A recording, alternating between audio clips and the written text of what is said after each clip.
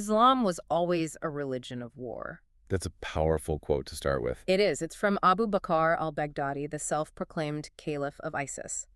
And, it's a claim that has really echoed around the world, used to justify so much aggression. But the sources we're looking at today offer a very sharp counterclaim. They argue that statement is only true if he's talking about how certain Islamist jurists interpret the faith. Not the original revelation itself. Exactly. And that key distinction is really our mission for this deep dive. We're focusing on sources that argue Islam was, at its core, a teaching of reconciliation. And that this original teaching was fundamentally reinvented over centuries. Yes, through what the sources call a deliberate bait and switch, a process that turned a faith of reconciliation into Islamism, a political ideology of war and imperialism. So this is about an intellectual crisis. The goal for you, our listener, is to really get the historical and I suppose the legal mechanisms of this hijacking. And tracing its roots, looking at how the two main sources of authority revelation, meaning the Quran and tradition, the hadith, were allegedly just flipped, reversed in their order of importance. Okay, so let's get into it. Let's start at the beginning with the political drivers that created the need for this shift in the first place. It really all begins with politics. According to these analyses, after the Prophet's passing, you have these new burgeoning empires. With ambitious rulers. Ambitious rulers who wanted justification for waging wars of expansion. Of aggression. Aggression. But there was a problem, was A there? huge one. The Quran, as it was revealed, explicitly prohibited those kinds of wars. It limited fighting to what exactly? To two very specific criteria, self-defense or fighting against active persecution. That's it. So if you're a ruler who wants to expand your territory, you've got a problem. You need a religious mandate that just isn't there in the text. So what do? The sources are pretty blunt about this. They say the rulers essentially went shopping for religious cover. Engaging specific scholars, the ulama, who were willing to act as lobbyists for the state. Our sources called them mercenary jurists. And their task was to create a religious defense for military ambitions that were, clearly prohibited.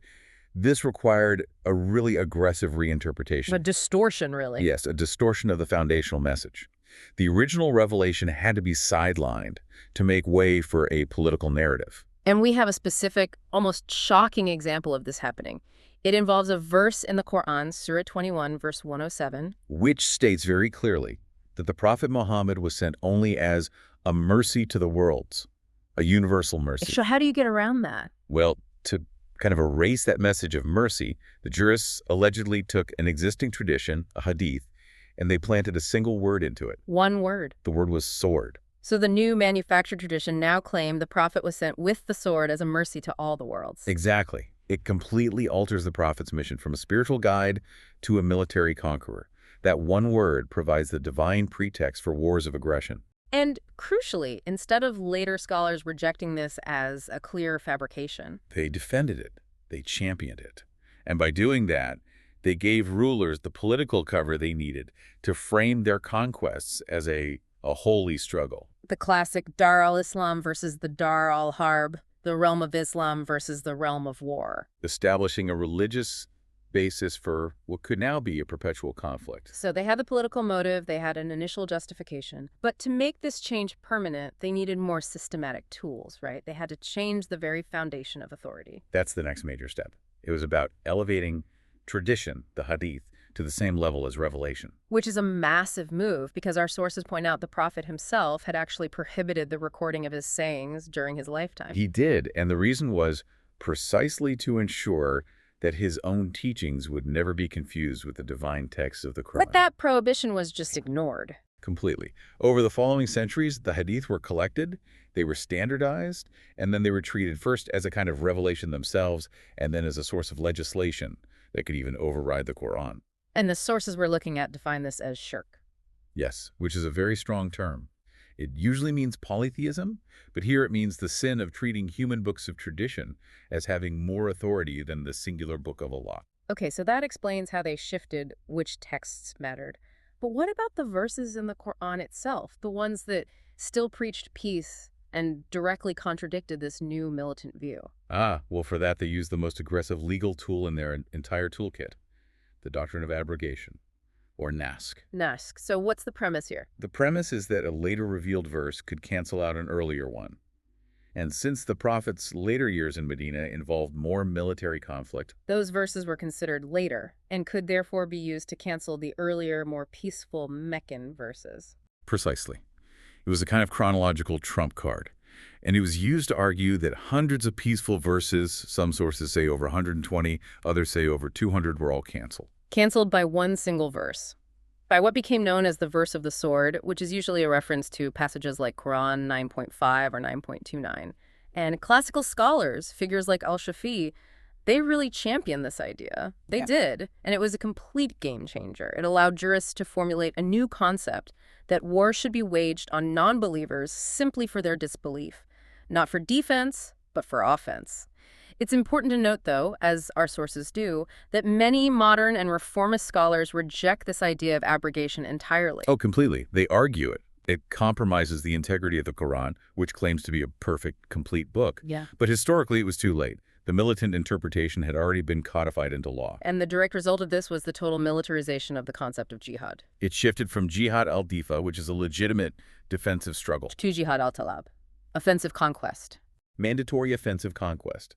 It was codified as a religious obligation to be carried out at least once a year. The goal was either to convert people or to subject them to Islamic rule by paying a tax, the jizya. And this wasn't some fringe view. It was endorsed by huge historical figures like Ibn Khaldun and Ibn Taymiyyah. The intellectual heavyweights of their time. So this doctrine became mainstream. So they built the legal framework for external aggression. But what about the internal life of the community? Did this political influence also shape, theological thought and individual freedom? It absolutely did. The alliance between rulers, especially the Umayyad dynasty and their court jurists, had a profound impact on intellectual freedom. In what way? The Umayyads needed their subjects to be politically passive. They needed to stamp out any theological basis for revolt. So they used theology as a tool of control. Exactly. They promoted a concept called predestinarianism, or algebria, the belief that God predetermines every single human action. And the logic there is pretty clear. If the ruler's actions are all predetermined by God, then who are you, the subject, to question or revolt against God's will? That's it precisely. It creates political quietism. And on the flip side, they actively suppressed and even executed advocates of free will, the group known as the Qadaris, So they linked freedom of thought directly to political dissent. and made it a capital crime. It was an incredibly effective way to eliminate both political rivals and critical thinkers at the same time. And you can see how that would just choke the intellectual life out of a society. This is what led to the famous closing of the door to ijtihad. The end of independent creative reasoning. The sources argued this wasn't a natural process. It was a direct consequence of political leaders choosing despotism over reform. And at the same time, those extra Quranic traditions were used to build an apparatus of social repression. The death penalty for apostasy is a key example. It is. It's derived entirely from tradition, and it flatly contradicts the Quran's own teaching in verse 2.256 that there should be no compulsion in religion. It became the perfect legal pretext, as one source puts it, for the elimination of political opponents. It gave rulers an arsenal of arguments. They could accuse critics of takfir, of being apostates, and then confiscate their property or sentence them to death, all under a religious banner. The cumulative effect of all this sounds just devastating, an intellectual and social collapse. It really was. The sources paint a stark picture. By the 18th or 19th centuries, the Muslim world had fallen dramatically behind. No major scientists of repute. Modern science was condemned as anti-religious. There was a retreat into the past. A retreat that the sources describe as mental morbidity. Blind imitation, tacit of past scholars became the norm, even when their interpretations were obviously flawed. The ability to self-correct was just gone. Which brings us right up to the modern day. Because this historical blueprint, the sidelining of the Quran, the doctrine of abrogation, the militarized jihad, it's the exact foundation for contemporary Islamism. Indeed. Groups like the Muslim Brotherhood, for example, which is designated a terrorist organization by several countries, are cited as the modern embodiment of this politicized, aggressive ideology. They've just taken those classical doctrines of offensive jihad al-talab and applied them to the 20th and 21st centuries. And one of the most chilling details our sources highlight is about the founder of the Muslim Brotherhood, Hassan al-Banna. What did he do? He had Adolf Hitler's autobiography, Mein Kampf, My Struggle, translated into Arabic. And he changed the title. He changed the title to My Jihad.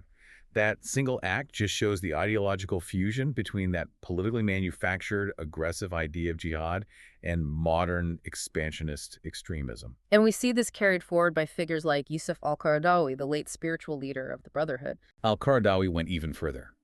He openly justified suicide bombings, calling them martyrdom operations.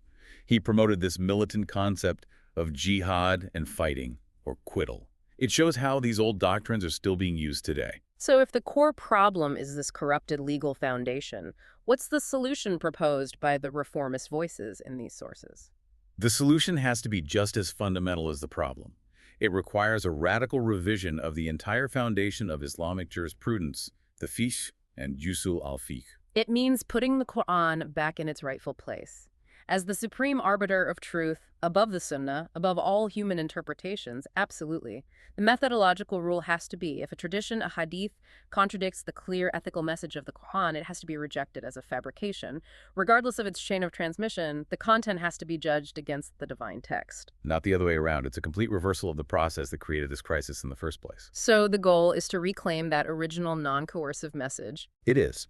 To reinterpret concepts like jihad, coital, and apostasy based on the primacy of the Quran, and to strip away the militant political ideologies that were built on them for centuries. So our deep dive really confirms a critical insight for you, the listener.